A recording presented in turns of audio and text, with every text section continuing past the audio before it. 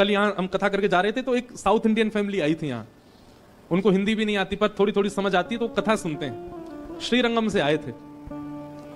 तो वो बोले कि हम गोदामबाजी की माला लाए हैं लाल जी के लिए, आप कृपा करके हमें बुला लो। मैंने कहा आप आ जाओ।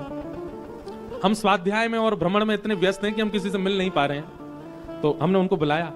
उन्होंने आकर के एक ऐसी बात बताई, बोले महाराज जी हमको जब पता चला कि आप रामेश्वरम आ रहे हैं तो हमने विचार किया कि हम जाएंगे मिलने, पर हमारे पतिदेव का इतना कठिन काम आ गया कि निकलना असंभव था, असंभव, नहीं निकल सकते।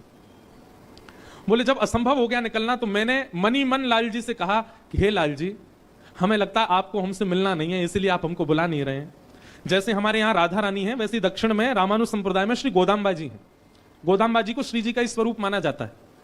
उनका और ठाकुर जी का यहाँ नित्य विहार की कई चर्चाएं होती हैं, अभी समय भी नहीं है, नहीं तो मैं सुनाता कई भाव। तो बोले हमने वहीं बैठे बैठे आपके लाल जी को एक प्रलोभन दिया।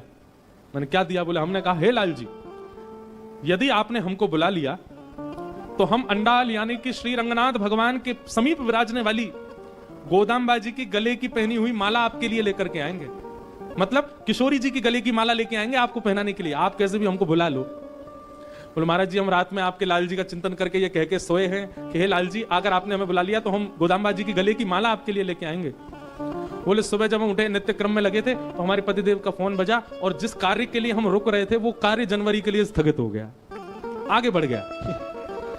और बोले पतिदेव हमारे इतने बोले देखो लाल जी ने तुम्हारी सुन ली, हमारा कार्य 1 महीना टल गया, अब हम जा सकते हैं रामेश्वरम। बोले हम तुरंत मंदिर गए, गोदामबाजी की माला लिए और माला लेकर के आए।